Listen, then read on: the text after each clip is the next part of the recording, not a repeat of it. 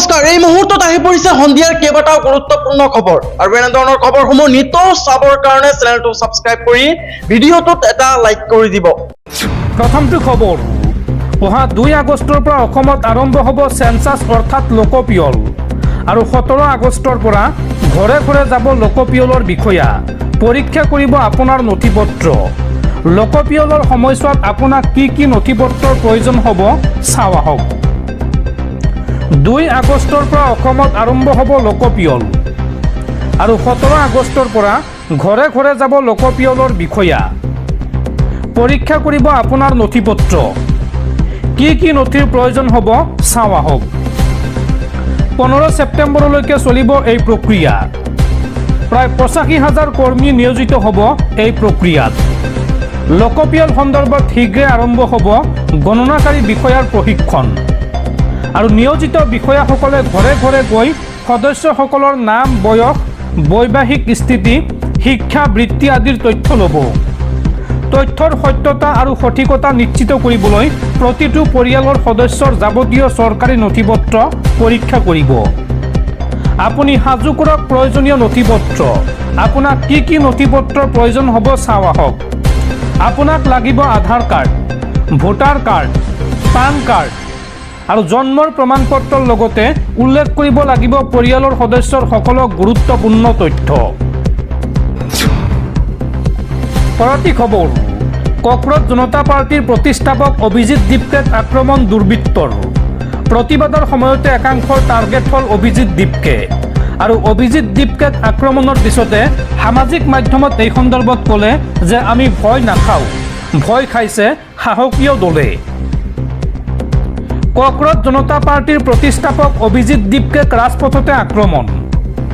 প্ৰতিবাদৰ সময়তে একাংশৰ খবৰ বলি হ'ল অভিজিৎ দীপকে। ৰাজহুৱা স্থানতে একাংশৰ প্ৰচণ্ড স্বৰ লপা থপা অভিজিৎ দীপকেক।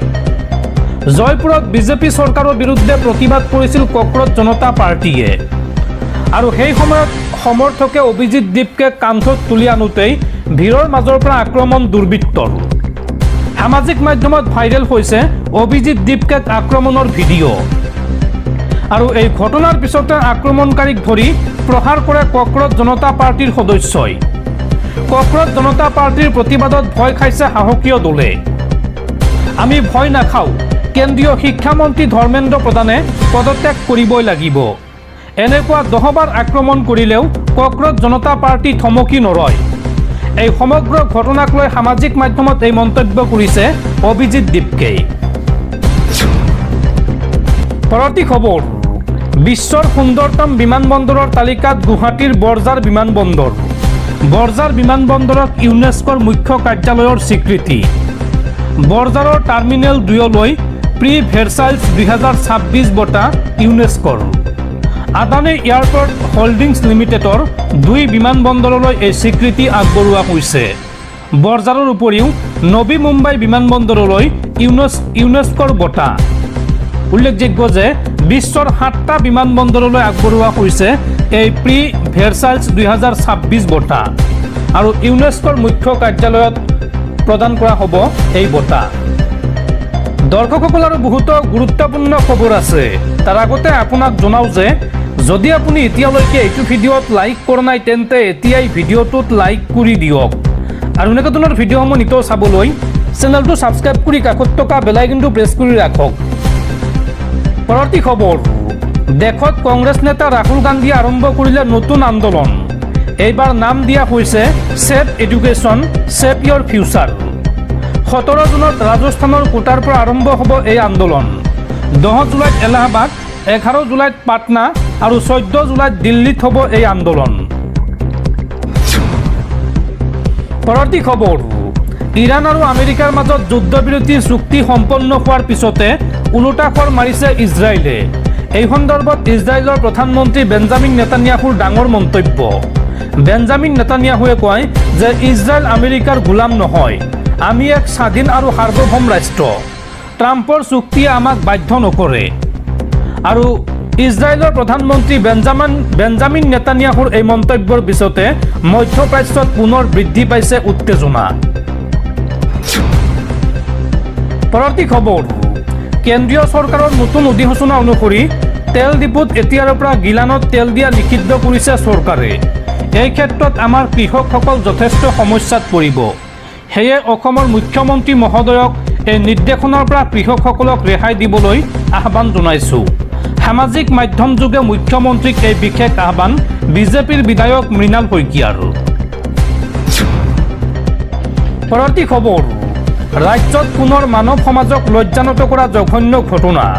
এইবাৰ 5 বছৰীয়া কণমানিক ধৰ্ষণ কৰিলে 50 বছৰীয়া হীৰেন্দ্ৰ মণ্ডলে। আৰু হীৰেন্দ্ৰৰ এই কুকাণ্ড পোহৰলৈ অহাৰ পিছতে গ্ৰেপ্তাৰ কৰি জেললৈ প্ৰেৰণ এইগৰাকী লম্পট হীৰেন্দ্ৰ মণ্ডলক। পুনৰ ৰাজ্যত সংঘটিত হ'ল মানৱ সমাজক লজ্জানত কৰা জঘন্য ঘটনা। এইবাৰ 5 বছৰীয়া কণমানিৰ সৈতে 50 ঊৰ্ধৰ হীৰেন্দ্ৰ মণ্ডলৰ জঘন্য কাণ্ড। ৰূপহীহাটৰ আমবাগানত সংঘটিত হৈছে এই জঘন্য ঘটনা। এই ঘটনা পোহৰলৈ অহাৰ পিছতে হীৰেন্দ্ৰ মণ্ডল নামৰ লম্পটটোক আটক আৰক্ষীৰ। পক্সো আইনৰ অধীনত কেইবাটাও ধাৰাত গোচৰ ৰুজু আৰক্ষীৰ। ধৰ্ষণত অভিযুক্ত হীৰেন্দ্ৰ মণ্ডল নামৰ লম্পটটোক জেললৈ প্ৰেৰণ কৰিছে আৰক্ষীয়ে। পৰৱৰ্তী খবৰ, আগন্তুক লোকপিয়লত অসমৰ মুছলমানসকলে অসমীয়া ভাষা লিখক। মুছলমানক অত্যাচাৰ উচ্ছেদ কৰিলেও লোকপিয়লত অসমীয়া ভাষা লিখিব। ৰাজ্যৰ মুছলমান সমাজলৈ এই বিশেষ আহ্বান নেমচুৰ সভাপতি বদৰুল ইছলামৰ। আগন্তুক লোকপিয়লত অসমৰ মুছলমানসকলে অসমীয়া ভাষা লিখক। মুছলমানক অত্যাচাৰ উচ্ছেদ কৰিলেও লোকপিয়লত অসমীয়া ভাষা লিখিব। মুখ্যমন্ত্ৰীয়ে মুছলমান আৰু চৰ চাপৰি লোকক উদ্দেশ্যি গা এৰা মন্তব্য কৰিছে। 1971 চনৰ পূৰ্বৰ এইসকল মুছলমান লোকক নতুনকৈ অসমীয়া বুলি স্বীকৃতি দিব নালাগে। লোকপিয়লত অসমীয়া ভাষা লিখিবলৈ আহ্বান জনালে নেমচুৰ সভাপতি বদৰুল ইছলামে। অসমীয়া ভাষা মাধ্যমৰ আন্দোলন কলা কৃষ্টিৰ ৰক্ষাৰ বাবে অসমৰ মুছলমানসকলে প্ৰাণ আহুতি দি আহিছে। অসমীয়া ভাষা সাহিত্য ৰক্ষাৰ বাবে পূৰ্বতে নিজৰ জীৱন বলিদান দিছে অসমৰ মুছলমানসকলে। কাৰোবাক উচ্ছেদ কৰি ঘৰ ভাঙি দিলেও মুছলমানসকলে তাত গুৰুত্ব নিদিয়ে। অসমৰ মুছলমান চৰ চাপৰিৰ মুছলমানলৈ এই বিশেষ আহ্বান নেমচুৰ। নেমচুৱে কয় যে আগন্তুক লোকপিয়লত মুছলমানসকলে অসমীয়া ভাষা লিখক। পৰৱৰ্তী খবৰ, মনোৰঞ্জন জগতত শোকৰ ছাঁ। জনপ্ৰিয় ধাৰাবাহিক কুমকুম ভাগ্যৰ অভিনেত্ৰী সঞ্চিতা উখালেৰ মৃত্যু।